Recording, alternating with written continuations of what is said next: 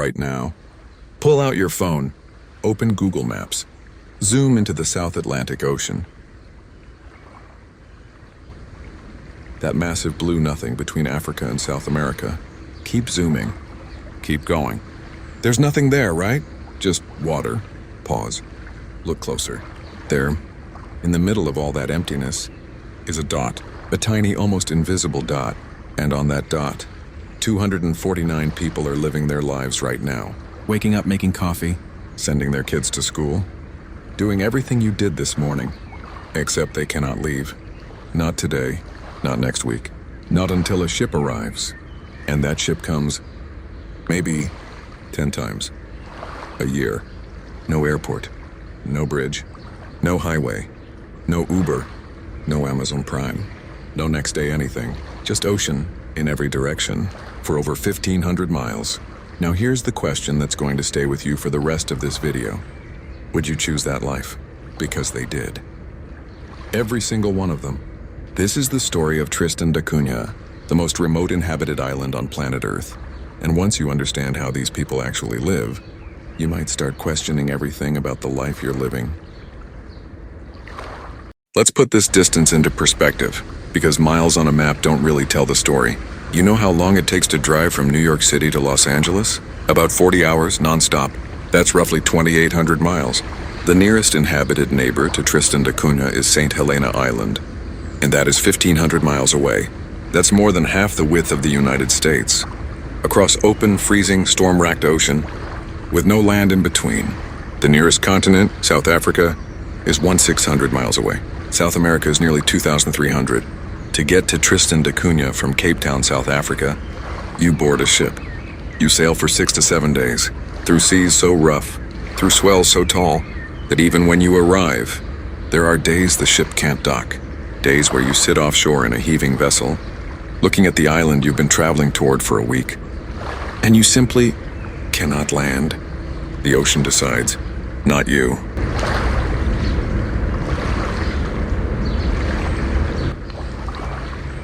Now imagine that's your home. Imagine that's the world your children grow up in. And imagine, here's the part that gets me every time, that when people from this island were once brought to the modern world, shown everything we have, given the choice to stay, almost all of them went back. We'll get to that story, but first, let's talk about what's actually on this rock. Tristan da Cunha doesn't look like any island you've ever seen in a travel magazine. Forget the postcard stuff. Forget white sand and turquoise water. This island looks like it was built by something ancient and angry. A massive volcano, Queen Mary's Peak, rises over 2,000 meters straight up from the ocean floor, over 6,000 feet, high enough that in winter, its summit is covered in snow.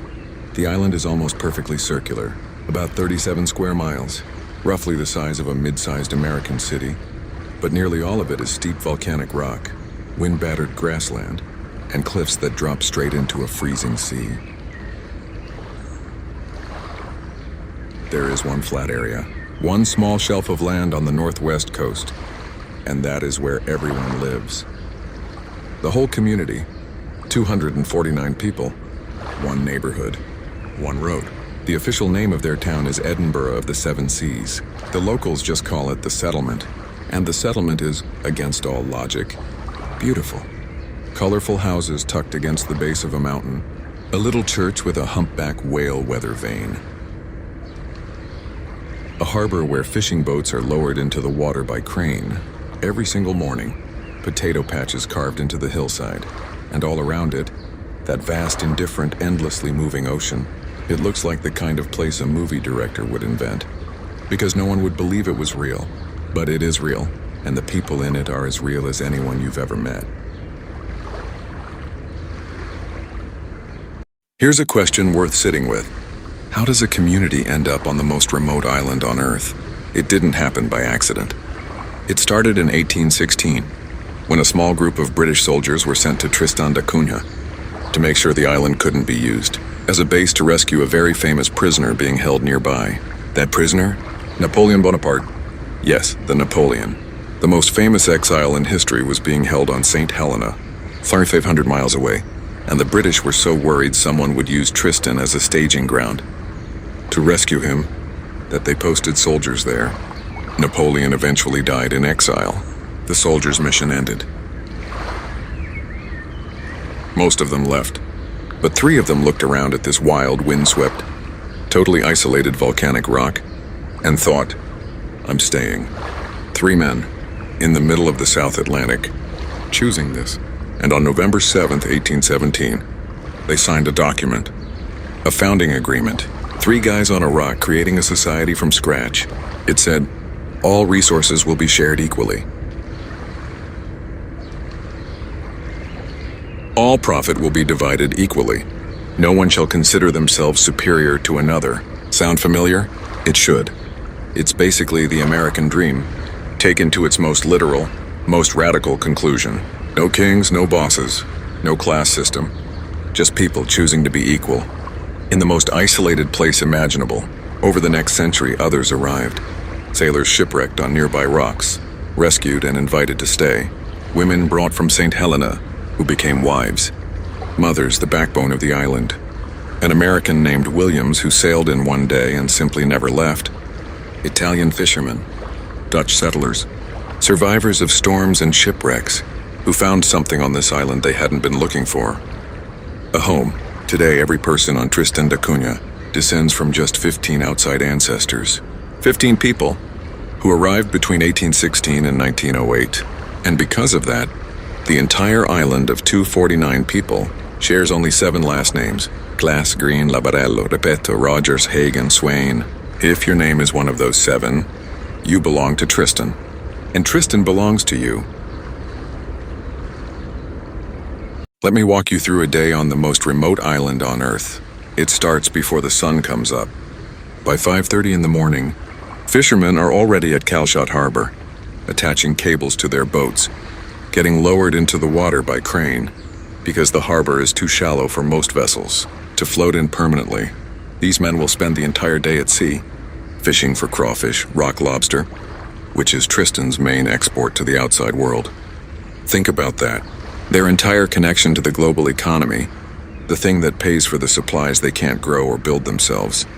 Rides on these small boats, in these massive seas, day after day. Back on shore, the rest of the island wakes up. Children walk to school, I'm the only school on the island, waving at neighbors who have known their families for generations. Adults head to their jobs, because yes, everyone on Tristan has a job. Most of them are employed by the local government. In the school, the hospital, the fishery, the administration, the land itself is communally owned. Nobody buys it. Nobody fences it off. Nobody builds a mansion on the hill and looks down at everyone else. Livestock, cows, sheep are strictly regulated, not just for environmental reasons, but to make sure no single family can accumulate too much more than anyone else. The founding agreement from 1817 is still the operating system of this island, 200 years later. And then there's the supermarket. Yes, there is a supermarket on Tristan da Cunha. It's stocked with whatever arrived on the last ship. Canned goods, dry foods, whatever was ordered months in advance. When the ship comes in, people stock up, because they don't know exactly when the next one arrives. And when supplies run low, you improvise. You share, you make do, because that's what you've always done. There is no airport on Tristan da Cunha. There has never been an airport. To get there, you fly to Cape Town, South Africa. Then you find one of the small number of ships that services the island. Then you sail for nearly a week across some of the roughest water on the planet. And when you get there, you might not be able to land. The harbor at Edinburgh of the 7 Seas is notoriously difficult to access. The swells, the winds, the currents, they don't care about your schedule. If the sea says no, the sea says no. Ships visit fewer than a dozen times a year. Think about what that means for daily life. Every item that cannot be grown or caught or made on the island has to be ordered months in advance, and then wait for the next ship. A spare part for a broken machine? Order it, wait. A specific medicine you need? Order it, wait. A birthday gift for someone you love? Order it, wait. And if the ship is delayed, if the weather is bad, if the seas won't cooperate, you wait longer. During World War I, Tristan da Cunha went nearly an entire decade without receiving a single letter from the outside world. Not one. They didn't know the war had started. They didn't know it had ended. They just lived, fished, farmed, raised their kids, watched the ocean. And when news finally arrived in 1919 that a world war had been fought and won, they took it in, added it to their understanding of a planet they'd never visited, and went back to their lives.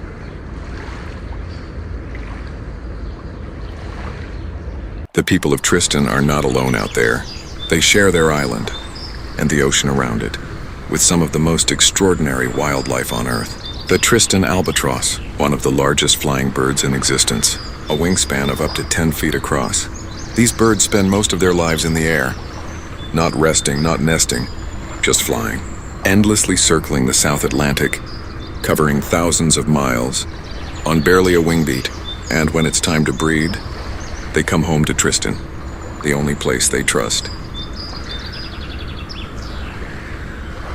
Hundreds of thousands of rockhopper penguins bounce and scramble along the black lava cliffs, somehow dignified, somehow hilarious, refusing to let the Atlantic waves knock them down.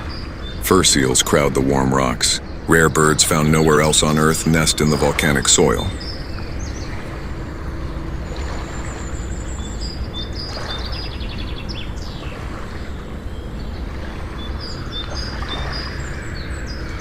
Ocean areas in the world, largely untouched, unspoiled, alive. In a world where so much of the ocean has been fished to the edge of collapse, Tristan's waters are still full. Because the people who live here understood something, long before it became a hashtag or a movement. The ocean isn't a resource you extract, it's a relationship you protect.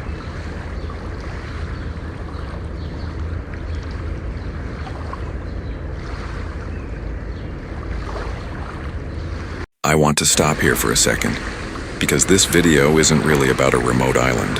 It's about something that a lot of us, especially in America, are quietly, privately, starting to wonder about. We have more access to everything than any generation in history. More options, more information, more stuff. More ways to connect with more people in more places than any human being who ever lived before us. And somehow, a lot of us feel more alone than ever. More overwhelmed, more like we're running on a treadmill that keeps speeding up, and nobody told us where the off switch is.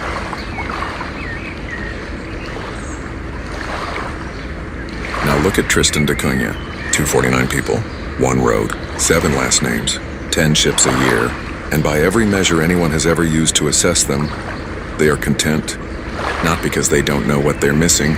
Some of them have visited the mainland, some were taken to England and shown everything. And they came back.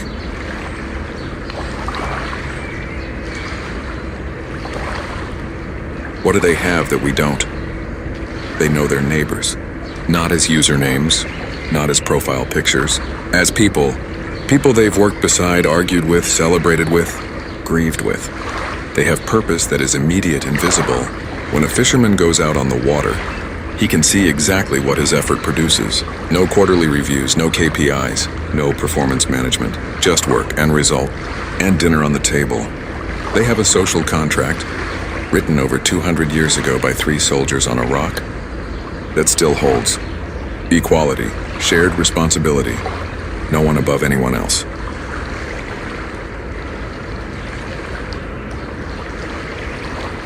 I'm not saying we should all move to a volcano in the South Atlantic. I'm saying maybe the thing we're searching for, scrolling for, shopping for, the thing we keep almost finding and then losing again, was never going to come from more options. Maybe it was always going to come from fewer, from knowing where you are, from knowing who you're with, from trusting that the community around you will be there, no matter what.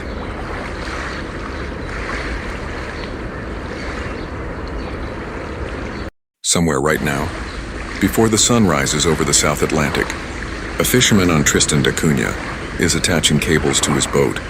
At the edge of the world, a child is walking to the only school she has ever known, waving at the same neighbors her mother waved at when she was that age.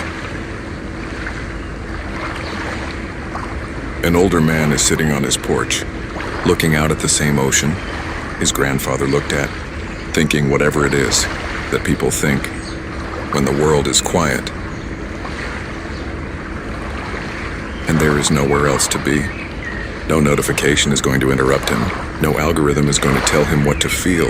No breaking news is going to pull his attention away from that ocean. Those clouds, that mountain behind him, wearing its crown of snow. He is exactly where he is, fully, completely. In a world that is louder and faster and more distracted than it has ever been, that man on that rock in that ocean might be the freest person alive.